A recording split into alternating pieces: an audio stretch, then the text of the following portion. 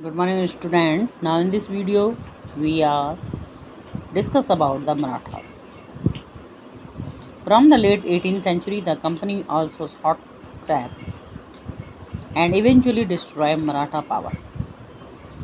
18वीं शताब्दी के अंत तक कंपनी ने जो है मराठा पर अंकुश लगाने की मांग की और अंततः मराठाओं को ख़त्म करने की मांग की. With their defeated in the Third Battle of the Panipat in 1761, the Marathas' dream of the ruling from Delhi was shattered. Panipat की तीसरी लड़ाई 1761 में लड़ी गई, जिसमें कि मराठाओं की हार हुई और मराठाओं का जो सपना था दिल्ली तक शासन करने का, वो चकनाचूर हो गया. They were divided into many states. इसके बाद वो बहुत सारे स्टेटों में बट गए. पानीपत की युद्ध के बाद एक छत्र नहीं रहे.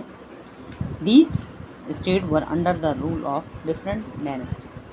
और जो ये अलग अलग राज्य थे, इनमें अलग अलग वंश के मराठा जो है शासन करते थे, like Scindia, Holkar, Gaekwad and Bhosale. These states were held together in a confederacy under a Peshwa. और ये स्टेट एक साथ जो है कभी संघर्ष करते थे तो पेशवा के अधीन होकर. The Peshwa was the effective military and administrative head of the Maratha. जो पेशवा थे वो एक प्रभावशाली सैन्य शक्ति और प्रशासक के हेड थे मराठा के. The British interfered in their internal affair leading to the three Anglo Maratha war between 1775 and 1818. जो ब्रिटिश कंपनी थी वो मराठाओं के अंदरूनी मामलों में जो है हस्तक्षेप करती थी, जिसके कारण कि एंग्लो मराठा वार हुए 1775 से 1818 तक. The root cause of the first Anglo Maratha war was the issue of the succession of the throne of Peshwa. तो जो प्रथम आंग्ल मराठा युद्ध का मूल कारण था कि पेशवा के ताज के उत्तराधिकारी के मुद्दा था कि किसको जो है पेशवा का उत्तराधिकारी बनाया जाए. कंपनी किसी और के पक्ष में थी और मराठा किसी और के पक्ष में थे. The Maratha chief united the defeated the British force.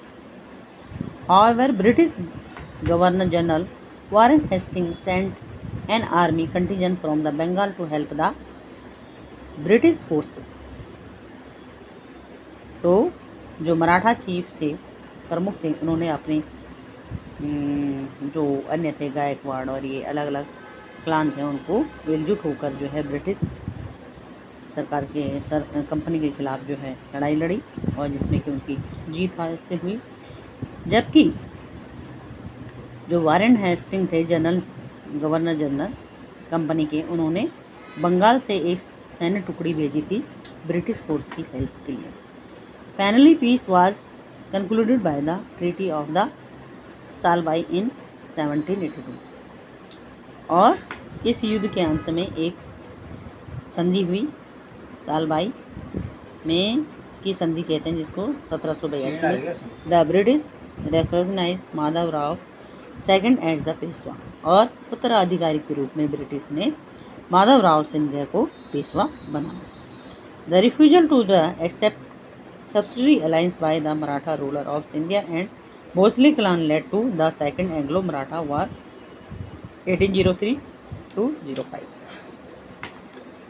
Peshwa ने तो संधि को एक्सेप्ट कर लिया था, लेकिन उसकी क्लैन में जो अन्य थे सिंधिया और भोसले, इन्होंने जो है सब्सिडी अलायंस को एक्सेप्ट नहीं किया. सब्सिडी अलायंस से क्या होता था कि कंपनी धीरे धीरे अपनी कूटनीति से जो है इन राजाओं की साम्राज्य को या स्टेट को अपने अधीन कर लेती थी. तो सिंधिया और भोसले जो क्लैन थे, उन्होंने जो है कंपनी की इस संधि को नहीं एक्सेप्ट किया. इसी कारण जो है सेकंड एंग्लो मराठा युद्ध हुआ 1803 से 5 के बीच. However they were defeated and had to agree to the subsidiary alliance and part with the territories of the Ahmednagar and Bauch।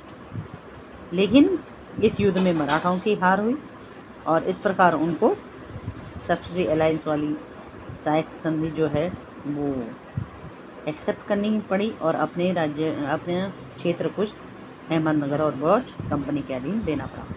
The third Anglo Maratha war 1817 to 1818 took place when Peshwa Baji Rao attacked British Presidency. In return, the British defeated the Maratha and completely broke their power। तीसरा Anglo Maratha जो युद्ध था 1817 से 1868 तक हुआ और इसमें Peshwa Bajirao Rao second और किसके मध्य हुआ था, ब्रिटिश के मध्य हुआ था, जिसमें कि मराठाओं की हार हुई और इस प्रकार कम्प्लीटली जो है मराठा शक्ति का अंत कर दिया गया। Office of the Peshwa was abolish and his territory were annexed to the British empire. और जो पेशवा का पद था उसका भी अंत कर दिया गया और इस प्रकार जो है मराठा साम्राज्य का जितना भी क्षेत्र था उसको हड़प लिया गया ब्रिटिश एम्पायर के द्वारा और वो सब कंपनी के अधीन हो गया। इस प्रकार मराठाओं का अंत हो गया।